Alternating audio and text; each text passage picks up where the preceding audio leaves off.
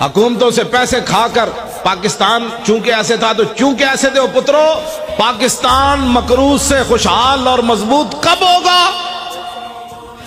کہ جب گورنر بھی کھڑے ہوں سلمان فارسی، اور مدائن کا صوبہ ہو، اور مصر سے قافلہ آ جائے، اور مزدور سامان اٹھانے کے لیے کھڑے ہوں، وہاں صحابی رسول گورنر سلمان فارسی بھی کھڑے ہوں، تو آنے والا تاجر جو وفد ہے وہ یہ بھی نہ پہچان سکے کہ یہ گورنر ہے یا مزدور ہے۔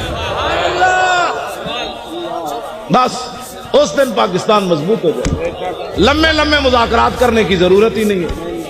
جس دن فاروق اعظم خط لکھے حمص کے اندر کہ غریبوں کی سب سے زیادہ غریبوں کی فہرست بھیجو، تو سب سے اوپر سعید بن عامر الجمحی کا نام لکھا ہو، حضرت عمر پڑھ کر گئے یہ سعید بن عامر جمحی گورنر ہے؟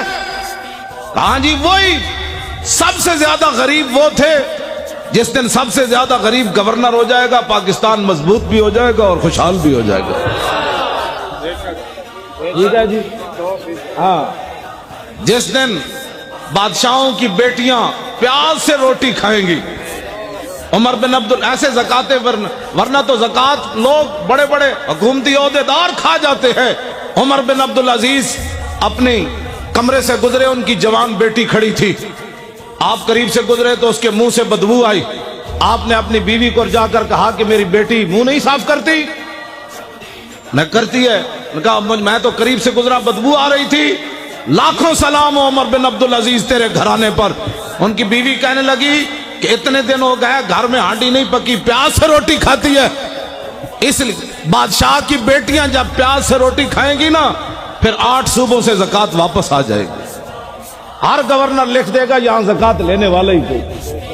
یہ لمبے چوڑے تو مسائل ہی نہیں، مذاکرات کرنے کی ضرورت ہی نہیں، کتابیں لکھنے کی ضرورت ہی نہیں۔ ہاں جی، پھر کے گلی گلی تباہ، ٹھوکریں سب کی کھائے کیوں، عقل جو دل کو دے خدا پھر تیری گلی سے جائے کیوں۔ جب 36 لاکھ مربع میل کا حکمران ہو اور 36 پیوند لگے ہوئے ہو نا کرتے کو، تو اس دن پھر دریا کے کنارے بھی بکری کا بچہ پیاسا نہیں مرے گا۔ مولانا بڑی آسان سی بات ہے، نظام مصطفیٰ تو بات ہی اور ہے، باتیں کرتے ہو تم۔ دین تو ایک دن عمر بن عبدالعزیز جب مسجد سے گھر گئے تھے تو آدھا دین نافذ ہو چکا تھا۔ اس میں لمبے چوڑے بل پیش کرنے کی ضرورت نہیں ہوتی، کمیٹیاں بنانے کی ضرورت نہیں ہوتی۔ عمر بن عبدالعزیز نے صرف خطبہ پڑھا اور سواریاں باہر لے آئے، بگیاں لے آئے۔ فرمایا کس کی ہیں؟ نے کہا جی قومی خزانے کی ہے۔ فرمایا عمر بن عبدالعزیز تو یہ استعمال نہیں کرے گا، جیسے پیدل چل کے آیا پیدل چل کے جائے گا۔ صبح ہونے تک کروڑ پتی بھی فٹ پاتھ پر سوئے ہوئے تھے، ان کو پتا تھا عمر بن عبدالعزیز آ گیا۔ ہاں جی، صبح ہونے سے پہلے کروڑ پتی اپنے کوٹھے محل چھوڑ کر فٹ پاتھوں پر سوئے ہوئے تھے، صبح احتساب ہونا ہے، اس سے پہلے سب کچھ حوالے کر۔ تم جو بکو یہ نیب میں تو نہیں جانتا، مجھے تو نمانا ہی نہیں آتا اس کا کیا ہے۔ ہاں یہ بدماشیوں سے کبھی بھی پاکستان مضبوط نہیں ہوگا۔ پاکستان اس وقت مضبوط ہوگا جب سعید بن عامر الجمحی کو حضرت عمر طلب کرے، مسجد نبوی شریف میں بیٹھے ہوں اور ایک آدمی اپنے سامان کی گٹھڑی لے کر اپنی لاٹھی کے اندر ایسے لٹکا کر مسجد نبوی شریف میں داخل ہو رہا ہو، حضرت عمر ایسے دیکھیں، فرمایا میری آنکھ دھوکہ کھا رہی ہے یا یہ گورنر ہے حمص کا سعید بن عامر الجمحی؟ انہوں نے کہا نہیں جی وہی ہے۔ جب آپ قریب آئے تو فرمایا کیسے آئے ہو؟ کہا پیدل آیا ہوں۔ فرمایا سواری پر کیوں نہیں آئے؟ فرمایا وہ تو قوم کی سواریاں تھی، میری تو نہیں تھی۔